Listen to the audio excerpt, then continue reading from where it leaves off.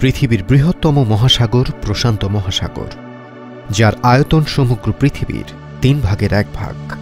এই মহাসাগরটি আয়তনে এতটাই বিশাল যে এর মধ্যে পুরো পৃথিবীর স্থলভাগকে ডুবিয়ে দেয়া যাবে। সুপ্রাচীন কাল থেকেই বিস্তীর্ণ এই জলরাশি থেকে সৃষ্ট মৌসুমী বাতাস মানব সভ্যতার বিস্তারে এক গুরুত্বপূর্ণ ভূমিকা পালন করে আসছে, যার সুবাদে এই মহাসাগরটি রাজনৈতিক, অর্থনৈতিক ও কূটনৈতিকভাবে এক গুরুত্বপূর্ণ স্থান হয়ে উঠেছে। বিশ্বের গভীরতম এই মহাসাগরটি ঠিক যতটা বিশাল, ঠিক ততটাই বিশাল এর রহস্যের আবরণ। আজকের ভিডিওতে আমরা আপনাদের জানাতে চলেছি রহস্যে ঘেরা বিশ্বের সর্ববৃহৎ মহাসাগর প্রশান্ত মহাসাগর সম্পর্কে।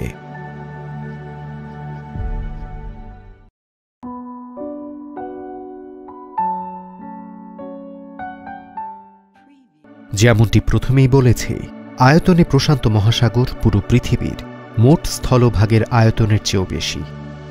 বিশালাকার এই মহাসাগরটির আয়তন প্রায় 16,52,00,000 বর্গ কিলোমিটার, যা পৃথিবীর মোট আয়তনের প্রায় 32% এবং মোট জলভাগের আয়তনের প্রায় 46%।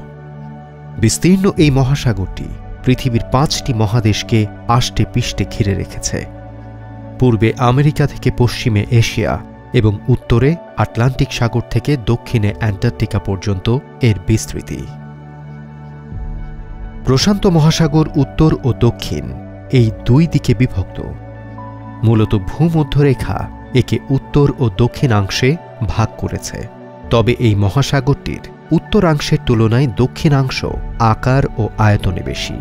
এর দক্ষিণে ইন্দো এশিয়া থেকে শুরু করে কলম্বিয়া পর্যন্ত প্রায় 20,000 কিলোমিটার পর্যন্ত বিস্তৃত, অর্থাৎ এখানে 5টা চাঁদকে অনায়াসে ডুবিয়ে দেয়া যাবে। বিশ্বের সর্ববৃহৎ এই মহাসাগরটির গড় গভীরতা প্রায় 4,000 মিটার বা 4 কিলোমিটার। পৃথিবীর গভীরতম স্থানের তালিকায় প্রথম 5টির অবস্থান এই মহাসাগরে। এই তালিকার প্রথম স্থানে রয়েছে মারিয়ানা ট্রেঞ্চ। চ্যালেঞ্জার দ্বীপ নামক এই স্থানটির গভীরতা 11,000 মিটারেরও বেশি, অর্থাৎ স্থলভাগের সবচেয়ে উচ্চতম শৃঙ্গ মাউন্ট এভারেস্টকে এর মধ্যে ডুবিয়ে দিলে শৃঙ্গের ওপর প্রায় 3 কিলোমিটার পানি থাকবে। তালিকার দ্বিতীয় স্থানে রয়েছে টোঙ্গা ট্রেঞ্চ, যার গড় গভীরতা 10,182 মিটার। তালিকার তৃতীয়, চতুর্থ ও পঞ্চম স্থানে থাকা ট্রেঞ্চগুলোর গড় গভীরতা 10,000 মিটারেরও বেশি। সব মিলিয়ে এই মহাসাগরটির মোট পানির পরিমাণ প্রায় 71 কোটি ঘন কিলোমিটার। এই পানির তাপমাত্রা মেরুর কাছে -1 ডিগ্রি সেলসিয়াস থেকে শুরু করে বিষুবীয় অঞ্চলে সর্বোচ্চ 32 ডিগ্রি সেলসিয়াস পর্যন্ত হয়ে থাকে। তাপমাত্রার মতো প্রশান্ত মহাসাগরের পানির লবণাক্ততাও অঞ্চলভেদে বিভিন্ন হয়ে থাকে। বিজ্ঞানীদের মতে এই পানির লবণাক্ততা প্রতি 1000 অণুতে সর্বোচ্চ 37 থেকে 32 পর্যন্ত ওঠানামা করে। তবে সবচেয়ে অবাক করা বিষয় হচ্ছে, পৃথিবীর এই বৃহত্তম জলাশয়টি পৃথিবীর টেকটনিক প্লেটের গতিশীলতার কারণে প্রতি বছর গড়ে প্রায় 0.52 বর্গ কিলোমিটার করে আয়তন হারাচ্ছে, যেখানে অপরদিকে একইভাবে এই পরিমাণ আয়তন বৃদ্ধি পাচ্ছে আটলান্টিক মহাসাগরের। প্রশান্ত মহাসাগর বা প্যাসিফিক ওশানের নাম রেখেছিলেন পর্তুগিজ নাবিক ফার্ডিনান্ড ম্যাগেলান।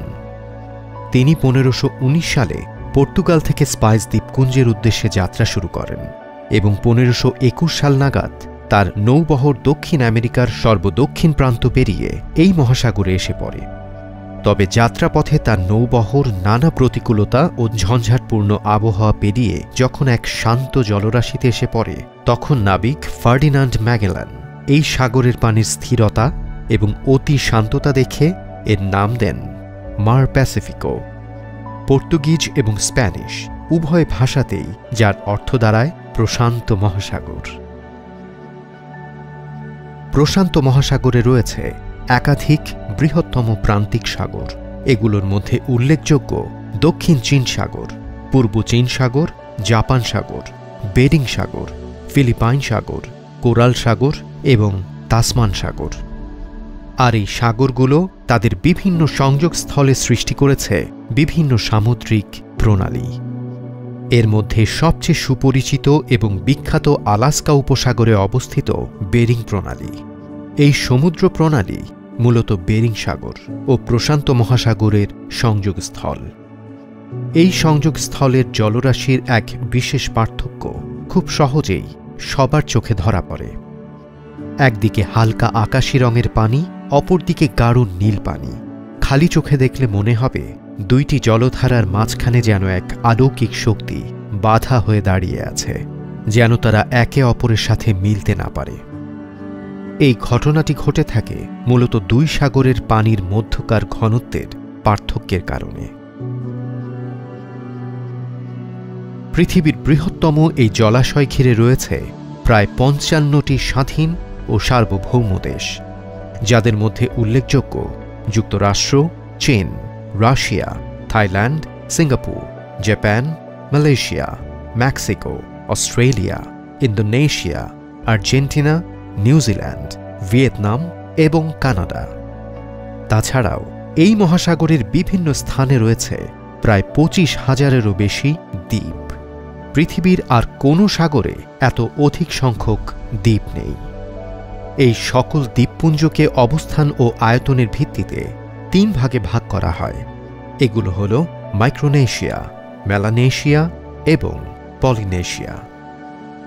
এর মধ্যে মাইক্রোনেশিয়ার অবস্থান নিরক্ষরেখার উত্তর দিক থেকে ও আন্তর্জাতিক তারিখরেখার পশ্চিম দিকে। এই অঞ্চলে অবস্থিত দ্বীপগুলোর মধ্যে মারিয়ানা দ্বীপপুঞ্জ, ক্যারোলিন দ্বীপপুঞ্জ, মার্শাল দ্বীপপুঞ্জ এবং কিরিবাতি দ্বীপপুঞ্জ বিশেষভাবে উল্লেখযোগ্য। এছাড়াও নিরক্ষরেখার দক্ষিণে এবং আন্তর্জাতিক তারিখরেখার পূর্বের অঞ্চলটিকে মেলানেশিয়া নাম দেয়া হয়েছে। এই অঞ্চলে অবস্থিত নিউ গিনি দ্বীপ গ্রিনল্যান্ডের পর আয়তনে বিশ্বের ৩য় বৃহত্তম দ্বীপ। বৃহত্তম এই দ্বীপটি মেলানেশিয়ার দক্ষিণ ও পশ্চিমে অবস্থিত। এছাড়া মেলানেশিয়ার অন্যান্য দ্বীপগুলোর মধ্যে রয়েছে বিসমার্ক দ্বীপপুঞ্জ, সলোমন দ্বীপপুঞ্জ, সান্তা ক্রুজ দ্বীপপুঞ্জ, ভানুয়াতু, ফিজি এবং নিউ ক্যালেডোনিয়া। এই ৩টি অঞ্চলের মধ্যে সর্ববৃহৎ অঞ্চল পলিনেশিয়া, যা উত্তরে হাওয়াই দ্বীপপুঞ্জ থেকে দক্ষিণে নিউজিল্যান্ড পর্যন্ত বিস্তৃত। পৃথিবীর এই বিস্তীর্ণ জলরাশি বিভিন্ন উন্নত সভ্যতা সৃষ্টি এবং মানবজাতির বিবর্তনের ক্ষেত্রে মুখ্য ভূমিকা রেখেছে। আর এই বিবর্তনের যাত্রা শুরু হয় তাইওয়ান দ্বীপের অস্ট্রোনেশীয় জাতির দ্বারা। প্রায় ৭০০০ খ্রিস্টপূর্বাব্দে অস্ট্রোনেশিয়ান জাতি সর্বপ্রথম নৌকা আবিষ্কার করে, যার মাধ্যমে তারা দূর দূরান্তে যাত্রা শুরু করে। তারাই প্রথম সমুদ্রপথকে বাণিজ্যিকভাবে ব্যবহার করতে শুরু করে। তবে এই মহাসাগরটি সর্বপ্রথম জনসাধারণের জন্য উন্মুক্ত করে ইউরোপিয়ানরা। ১৫১৩ খ্রিস্টাব্দে স্পেনীয় নাবিক ভাস্কো নুয়েজ দে বালবোয়া তার সমুদ্র যাত্রায় সর্বপ্রথম এই সাগরটি আবিষ্কার করেন। এরপর থেকে এই মহাসাগরটির বিভিন্ন দ্বীপে ইউরোপিয়ানরা উপনিবেশ গড়ে তোলে। তবে বাণিজ্যিক ও রাজনৈতিকভাবে প্রশান্ত মহাসাগর ব্যবহারের সবচেয়ে বেশি প্রসার ঘটে খ্রিস্টীয় ঊনবিংশ শতাব্দীতে। এই সময়ে এই অঞ্চলগুলোতে সাম্রাজ্যবাদ এবং ঔপনিবেশিকতা ব্যাপক হারে বৃদ্ধি পায়।